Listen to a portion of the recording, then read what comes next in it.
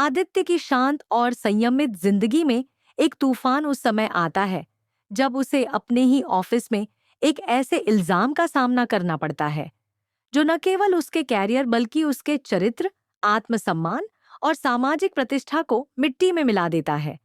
और इस पूरे प्रकरण की जड़ में होती है सौम्या, जो नफरत, जलन और खुदगर्जी का जिंदा रूप बन चुकी होती है।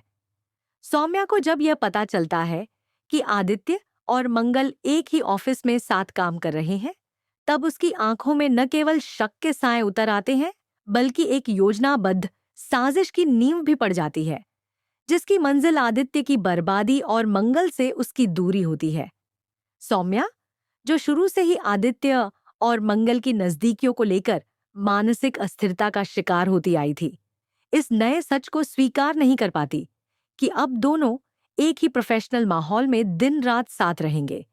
इस असुरक्षा और ईर्ष्या के जहर से भरी सौम्या अपने गुस्से और स्वार्थ के वशीभूत होकर एक ऐसा षड्यंत्र रचती है जिसे सुनकर भी किसी की रूह कांप जाए। वह ऑफिस में काम करने वाली एक साधारण लेकिन लालची स्वभाव की कर्मचारी अनन्या को अपनी योजना में शामिल करती है और उसे भारी रकम देने का वादा करती है। बदले में सिर्फ इतना चाहती है कि अनन्या आदित्य पर मॉलेस्टेशन का झूठा इल्जाम लगाए। एक ऐसा आरोप जो आदित्य जैसे सीधे सच्चे इंसान की पूरी दुनिया को हिला सकता है। अनन्या, जो पहले से ही पैसों की तंगी और महत्वाकांक्षा की गिरफ्त में होती है, ज्यादा देर तक सोचती नहीं और लालच में आकर सौम्या की इस गंदी चाल का हिस्सा बन जाती है। अगली सुबह ऑफिस का माहौल सामान्य होता है। आदित्य अपने रोजमर्रा के कामों में व्यस्त होता है, लेकिन अचानक पूरे ऑफिस में सनसनी फैल जाती है जब अनन्या रोते हुए ऑफिस में प्रवेश करती है और सबके सामने चिल्लाकर कहती है कि आदित्य ने उसके साथ जबरदस्ती की है। वह बताती है कि कैसे पिछले दिन ऑफिस खत्म होने के बाद आदित्य ने उसे रोका, उसे मंगल मैडम के केबिन में ले गया और वहां उसके साथ गलत हरकतें की।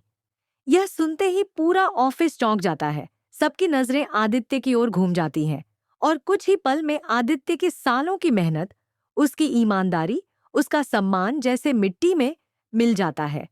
आदित्य पूरी तरह हक्का बक्का रह जाता है। उसे समझ नहीं आता कि ये सब क्या हो रहा है। वह बार बार कहता है कि यह सब झूठ है, कि उसने अनन्या को कभी हाथ तक नहीं लगाया, लेकिन अब कोई उसकी बात सुनने को तैयार नहीं होता।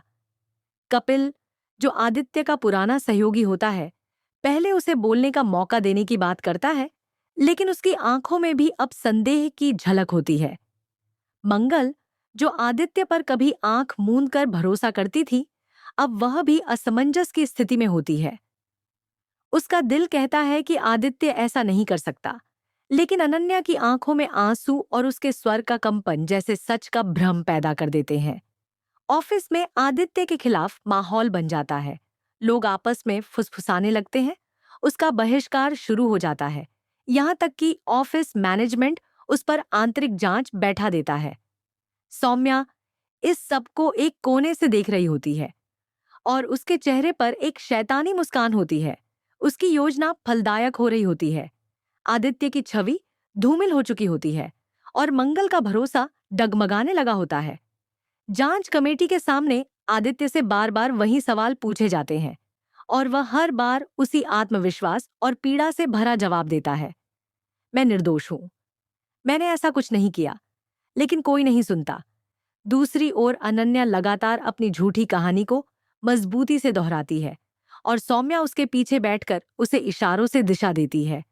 मंगल अब भावनात्मक रूप से पूरी तरह टूटने लगती है। उसे यकीन नहीं होता कि जिसके लिए उसने सब कुछ छोड़ा, जिसे वह सबसे करीब समझती थी, वो ऐसा घिनौना काम कर सकता है। कपिल, जो अब खुद को ऑफिस का अगला मैनेजर बनने का सपना देख रहा होता है, इस मौके का फायदा उठाने लगता है और आदित्य को पूरी तरह अलग थलग करने में जुट जाता है। आदित्य मानसिक रूप से बुरी तरह टूट चुका होता है, लेकिन अभी भी वह खुद को संभाले रखता है, क्योंकि उसे भरोसा होता है कि सच्चाई चाहे जितनी देर से आए, आती जरूर है। तभी कहानी में एक नया मोड़ आता है जब ऑफिस की एक और स्टाफ, सिमी, जो सब कुछ चुपचाप देख रही होती है, उसे अनन्या और सौम्या की कुछ बातचीतें संदिग्ध लगती हैं। वह चुपचाप उन दोनों की बातचीत रिकॉर्ड करना शुरू करती है और उसके मोबाइल में वो क्लिप कैद हो जाती है जिसमें सौम्या अनन्या को पैसे देकर आदित्य को फंसाने की बात कर रही होती है। सिमी ये रिकॉर्डिंग लेकर आदित्य के पास जाती है और जब आदित्य वह क्लिप सुनता है तो उसकी आंखों में राहत के आंसू आ जाते हैं। अब उसके पास सबूत होता है जो उसकी बेगुनाही साबित कर सकता है। लेकिन बात यहीं खत्म नहीं होती। सौम्या को जब यह पता चलता है कि सिमी के पास यह क्लिप है, वह सिमी को डराने धमकाने की कोशिश करती है, उसे पैसे और बदनामी दोनों का लालच देती है। लेकिन सिमी नहीं झुकती। आदित्य और सिमी मिलकर अब इस क्लिप को जांच कमेटी के सामने पेश करते हैं। जांच कमेटी जब यह क्लिप सुनती है तो पूरी सच्चाई सामने आ जाती है। अनन्या की आंखों से झूठ का नकाब उतर जाता है और वह खुद भी टूटकर सच कबूल कर लेती है। सौम्या का चेहरा बेनकाब हो जाता है और उसकी इस साजिश का पर्दाफाश पूरे ऑफिस में हो जाता है। आदित्य की बेगुनाही साबित हो जाती है, लेकिन इस पूरे प्रकरण ने उसे भीतर से तोड़ दिया होता है।